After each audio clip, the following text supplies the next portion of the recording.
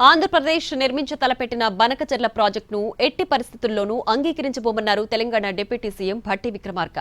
BRS ప్రాజెక్టులను కట్టకపోవడం వల్లే ఏపీ బనకచెర్లను కట్టేందుకు సిద్ధమైందని విమర్శించారు.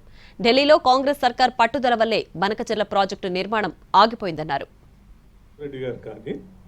ఇరిగేషన్ మంత్రి ఉత్తమ్ కుమార్ రెడ్డి గారు ఢిల్లీకి వెళ్లి చాలా స్పష్టంగా చెప్పి ఆ 10 సంవత్సరాలు అడ్డగోలుగా ఆనాటి ప్రభుత్వాలు ఇప్పుడున్నటువంటి ప్రభుత్వం మాకు అన్యాయం చేస్తూ ఆంధ్రాకి మేలు జరిగేటట్టుగా ఈ కార్యకలాపాలు చేసింది, దీన్ని ఆపాల్సిందే అని చెప్పి గట్టిగా వాదించి రాబట్టి కొంతలో కొంత ఆగి ఉందట. ఇదే కృష్ణానది పరిస్థితి. ఆయన బనకచెర్ల కడతా ఉన్నాడు, మీరు ఆయన ప్రోత్సహిస్తున్నారని చెప్తా ఉన్నారు. ప్రోత్సహించింది ఎవరు? మీరు కదా. మీరు ప్రాజెక్టులు కట్టకపోబట్టి వాళ్ళ నీళ్ళు కింది పోతా ఉంటే వాళ్ళు బనకచెర్ల సముద్రంలో పోతాను నేను కట్టుకుంటానని అంటున్నాడు. ఇంకో విషయం కూడా వాళ్ళు చెప్తారు.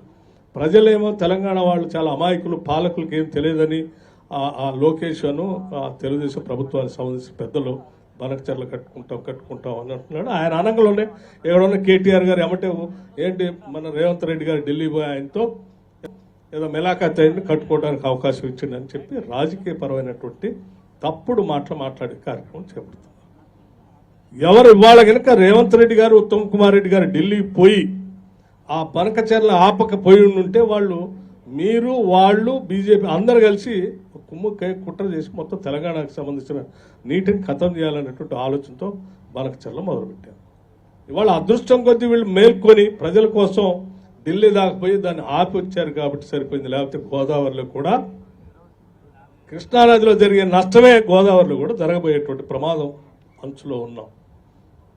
సముద్రంలో పోతా ఉన్నాయి మేము కట్టుకోవచ్చు కదంటే సముద్రంలో పోతున్నాయని ఇవాళ నువ్వు కట్టుకుంటే ఇంటర్నేషనల్ వాటర్ డిస్ప్యూట్స్ ప్రకారం జనరల్గా ఏంటంటే ఏ నది పైన ఎవరైనా ప్రాజెక్టులు కట్టుకొని ఉంటే, ఖర్చు పెట్టి ఉంటే, పెట్టుబడి పెట్టి ఉంటే, దాని ద్వారా ప్రాజెక్ట్ పూర్తయి ఉంటే, దాని ద్వారా ఆయకట్టు పారుతూ ఉంటే రేపొద్దున ఆ నదిలో నీటి పంపిణీ జరిగేటప్పుడు ఆల్రెడీ పూర్తయినటువంటి ప్రాజెక్టు సంబంధించి లెక్కలేసి దాని కింద ఆయకట్టు ఎంత పారుతుందో ముందు వాటికి నీటి కేటాయింపులు ఇచ్చిన తర్వాత మిగతా ప్రాజెక్టులకు ఇస్తారు. తెలంగాణలో మీ పుణ్యమా అంటూ ప్రాజెక్టులు పూర్తి కాలేదు. వాళ్ళేమో వాళ్ళ బనకచెర్లు కడతా అంటే రేపొద్దున గోదావరి నీటి పంపకం జరిగినప్పుడు బనకచెర్లు ఆల్రెడీ కట్టారు కాబట్టి దాని కింద ఆయకట్టు ఉంది కాబట్టి ముందు వాటి కేటాయింపులు చేసిన తర్వాత తెలంగాణలో మీరు కట్టేటువంటి ప్రాజెక్టుకి నీటి కేటాయింపులు ఇస్తామని ఆ పెద్ద మనుషులు చెప్తారు. సో జరగబోయే ప్రమాదం అది. దాన్ని ముందుగానే ఊహించి ఈరోజు తెలంగాణ ప్రభుత్వం రేవంత్ రెడ్డి గారి నాయకత్వంలో ఉత్తమ్ కుమార్ రెడ్డి గారు ఢిల్లీ వెళ్ళి అటు జలవనరుల శాఖ మంత్రికి కేఆర్ఎం అంటే కృష్ణా రివర్ బోర్డు మేనేజ్మెంట్కి, అటు గోదావరి రివర్ బోర్డు మేనేజ్మెంట్కి కూడా స్పష్టంగా తెలంగాణ వాదం, తెలంగాణ అవసరాల గురించి చెప్పి గత 10 సంవత్సరాలు టీఆర్ఎస్ ప్రభుత్వాల్లో మేము తెలంగాణ నష్టపోయాం. ఆ నష్టపోవటం వల్లే మేము ప్రాజెక్టులు పూర్తి చేపట్టడం వల్ల ఆ నీళ్లు వాళ్ళు అడ్డగోలుగా వాడుకునేటువంటి పరిస్థితి వచ్చింది. అది నమ్మి మీరు ఏమన్నా ప్రణాళికలు తయారు చేసిపోతే ఇంకా మేము నష్టపోతాం, దయచేసి అటువంటి చేయడానికి వీలు లేదని చెప్పి గట్టిగా రాతపూర్వకంగా అన్ని చోట్ల గట్టిగా వాదించి రాబట్టే ఈరోజు రాష్ట్రం అటు గోదావరి నీళ్లు కానీ కృష్ణా నిధుల నీళ్లు కానీ మనం కాపాడుకోగలిగాం. ఈ వాస్తవ విషయాలు బయటికి రాకుండా చాలా తెలివిగా కేటీఆర్ గారు బనకచెర్ల కడతా ఉన్నారు. దానికి కాంగ్రెసే కారణం. ఎట్లా కాంగ్రెస్ కారణం? నువ్వు అర్ధరాత్రి పోయి లొకేషన్ కలిసి వచ్చినని సీఎం గారు చెప్తా ఉన్నాడు. నువ్వు బనకచెర్ల కడతా అని చెప్పు, మేము ఆపమని చెప్తాం. అటు ఇటు ఇద్దరు ఉద్రిక్తులు అయితే అటు నువ్వు ఉంటావు, ఇటు నేను ఉంటా, మధ్యలో కాంగ్రెస్ కథం అయిపోతుంది, ఏం కాదు ఇది రెచ్చగొట్టి కాపాడుకుందాం అని అంటారు. ఎందుకు గెలిచినావు నువ్వు? లోకేష్ గారిని ఎందుకు గెలిచినావు? దీనికోసమే కదా. ఈ లెక్క చెప్పాలంటే ఇంతవరకు సమాధానం చెప్పడు. మళ్ళీ కాళేశ్వరం కాళేశ్వరం ఏమైందో మీరు చూస్తారు. దానికి సంబంధించి రిపోర్ట్ ఇస్తా ఉంటే ఆ రిపోర్టు సంబంధించిన వార్తలన్నీ బయటకు వచ్చి ఎక్కడ బయటకు వస్తాయో అవి రాకుండా ఉండాలని ఇంకొక ఇష్యూని డైవర్ట్ చేయడం కోసం బనకచెర్లు తీసుకొని మాట్లాడుతూ ఉన్నాం.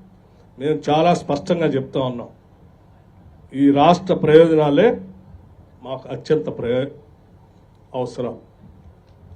ఈ రాష్ట్ర ప్రయోజనాలే మాకు అత్యంత ముఖ్యమైనవి. ఆనాటి పూర్వీకులు అందించినటువంటి కృష్ణానది జలాల్ని ఈ ప్రాంతానికి మనం పొరపాటున ఇప్పుడున్నటువంటి పాలకులుగా జరుగుతున్నటువంటి నష్టాన్ని అడ్డుకట్ట వేసి ఆపి ఆ నీళ్ళకి నష్టం జరగకుండా ఆపకపోతే పాలకులుగా మేము కూడా చాలా నష్టం చేసినటువంటి కొత్త ప్రాజెక్టులు కట్టకపోయినా కనీసం ఉన్న ప్రాజెక్టుల ద్వారా వచ్చే నీళ్లనైనా నిలబెట్టుకోవాల్సినటువంటి అవసరం పాలకులుగా మన అందరిపైన ఉంది, మా అందరిపైన ఉంది. ప్రజలుగా మనందరం కష్టపడాల్సిన అవసరం. అందుకోసమే కృష్ణానది పైన ఏ పొరపాటు జరిగినా దానికి అడ్డుపట్టడానికి పూర్తి స్థాయిలో ఈ రాష్ట్ర ప్రభుత్వం సమాయత్తమై ఉంది. అడ్డంగా నిలబడిన తెలంగాణ ప్రజల ప్రయోజనాలు కాపాడుతుంది. అట్లాగే గోదావరి నది జలాలపైన కూడా చెప్తా ఉన్నాం. మీరు బనకచెర్ల కట్టుకుంటే సముద్రంలో వృధా పోయే నీళ్లు, మేము కట్టుకుంటే ఏముంది, వేస్ట్ పోయే బదులు ఏదో అటు పోతే నష్టం ఏముంది, మీకే నష్టం అని చాలా తెలివిగా మాట్లాడుతూ ఉన్నారు మీరు. తెలంగాణ ప్రజలు అంత అమాయకులు కాదు, మేము అంతకంటే అమాయకులు కాదు. అయ్యేం వృధా పోయేవి కాదు. మేము అన్ని ప్రాజెక్టులు పూర్తి చేసుకున్న తర్వాత ఆ ప్రాజెక్టులు కేటాయింపులన్నీ అయిపోయిన తర్వాత అదనంగా వచ్చేటువంటి ఫ్లడ్ వాటర్ ఏదైనా ఉంటే పరివాహ ప్రాంతంలో ముందున్నటువంటి తెలంగాణకి ఆ ఫ్లడ్ వాటర్లో కూడా మేము వాటా తీసుకొని ఆ వాటా కూడా పూర్తి చేసుకున్న తర్వాత ప్రాజెక్టు కట్టుకున్న తర్వాత మిగిలే నీళ్లుంటే అప్పుడు మీరు ఏమన్నా ఆలోచన చేస్తే తప్ప మా వాటా కూడా కలుపుకొని ఈరోజే మేము ఫ్లడ్ వాటర్ మేము కట్టేసుకుంటే కుదరదు. మేము చాలా స్పష్టంగా చెప్పదలుచుకున్నాం. ఇప్పటికే పోలవరం పేరు మీద తెలంగాణ రాష్ట్రానికి చాలా నష్టం చేశారు. విభజన చట్టం ప్రకారం ఖమ్మం జిల్లాలో ఉన్నటువంటి 7 మండలాలు అమాయకులైనటువంటి గిరిజనులు ఉన్నారు. 2 లక్షల ఎకరాలు అక్కడ వాళ్ళు గిరిజనులు సాగు చేసుకుని బతుకుతూ ఉన్నారు. మీరు పోలవరం కడితే 7 మండలాలు మునిగిపోతే 2 లక్షల ఎకరాలు ముప్పు గురై వాళ్ళు నష్టపోతారు. ఎట్టి పరిస్థితుల్లో దాన్ని ఇచ్చేది లేదని చెప్పి ఆనాడు నేను శాసనసభ్యుడిగా ఉన్నాను.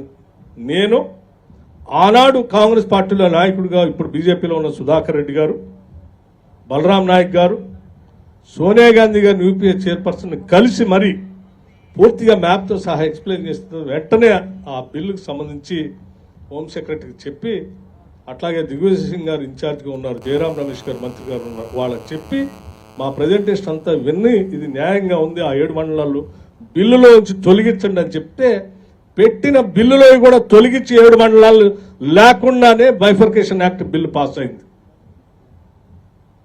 రాష్ట్ర విభజనలో 7 మండలాలు లేవు. రాష్ట్ర విభజన జరిగిన తర్వాత రాష్ట్రం కోసమే పుట్టాం మేమని చెప్పే టీఆర్ఎస్ నాయకత్వ ప్రభుత్వాన్ని ఏలుతున్న సమయంలో మీ రాజకీయ అవసరాల కోసం భారతీయ జనతా పార్టీ నరేంద్ర మోడీ గారి నాయకత్వంలో ఆర్డినెన్స్ ఇష్యూ చేస్తే కూడా మీరు సైలెంట్గా ఉండి రాష్ట్రానికి నష్టపరిచారు. ఆర్డినెన్స్ ఇష్యూ చేసేప్పుడు కూడా సభలో నేను శాసనసభ్యుడిగా మాట్లాడాను. 2 లక్షల ఎకరాలు ఇది. నువ్వు పైన ఒక సాకు చెప్తా ఉన్నావు, తుమ్మిడిగట్టు దగ్గర కడతా అంటే మహారాష్ట్ర వాళ్ళ 3,000 ఎకరాలు మునిగిపోతాయని వాళ్ళు ఒప్పుకోవట్లేదు కాబట్టి ఆ నుంచి కిందికి తీసుకొచ్చి కడతా అని చెప్తున్నావు నువ్వు. మరి మనం కింద 2 లక్షల ఎకరాలు వాళ్ళకి ఎట్లా ఇస్తాము? ఇది ఎట్లా న్యాయం అవుతుంది? కేసీఆర్ గారు మీరు అడగండి నరేంద్ర మోడీ గారిని, ఎట్టి పరిస్థితులు ఒప్పుకునే క్వశ్చన్ లేదని చెప్పి గీబెట్టి కాంగ్రెస్ నాయకత్వం అరిస్తే కూడా కేవలం నీ కుటుంబ అవసరాల కోసం, నీ రాజకీయ అవసరాల కోసం ఆ కేంద్ర ప్రభుత్వంతో నీకున్నటువంటి లాలూచితో ఆ రోజు ఈ 7 మండలాల్ని 2 లక్షల ఎకరాలు అమాయకులైనటువంటి గిరిజనుల్ని పోలవరంలో మునిగిపోయేటట్టు చేసిందే కాక ఇంకా బనకచెర్లు కూడా కట్టుకోవటానికి నువ్వు పైన ప్రాజెక్టులు ఏమీ కట్టకపోవటం వల్ల ఇవాళ ఫ్లడ్ వాటర్ అని వాళ్ళు కట్టుకునే పరిస్థితి తీసుకొచ్చాం. అంటే ఏ రకంగా చూసినట్టు గోదావరిలో కానీ ఇటు కృష్ణాలలో కానీ పూర్తి స్థాయిలో తెలంగాణకి తెచ్చుకున్నది ఆ నీళ్ల కోసం అయితే ఆ నీళ్లు లేకుండా 10 సంవత్సరాలు సర్వనాశనం చేసి ఒక శాపంగా మీరు మారారు తెలంగాణ ప్రాంత ప్రజలకి. ఇవాళ మీరు శాపగ్రస్తులుగా మీరు ఈరోజు తెలంగాణకి భారంగా మారితే ఇవాళ కాంగ్రెస్ పార్టీ తెలంగాణ ప్రజల ప్రయోజనాలు అర్థం చేసుకొని అటు గోదావరి నది పైన ఇటు కృష్ణా నది పైన ప్రజల అవసరాల కోసం గట్టిగా నిటారుగా నిలబడైనా కొట్లాడటానికి ఈ ప్రభుత్వం సిద్ధంగా ఉంది. ఒక్క చుక్క నీళ్లను కూడా తెలంగాణ ప్రజలకు పోకుండా రాకుండా అటు కింద పంపించే పరిస్థితి ఉత్పన్నం కానే కాదు. ఈ విషయాలన్నీ చాలా స్పష్టంగా ప్రజలకు వివరించాలని మీ అందరికీ చెప్తా ఉన్నాను. ఎందుకంటే మనం టేలెండ్లో ఉన్నాం. సాగర్ జలాలకి 2వ జోన్లో ఉన్న మనం టేలెండ్లో ఉన్నాం.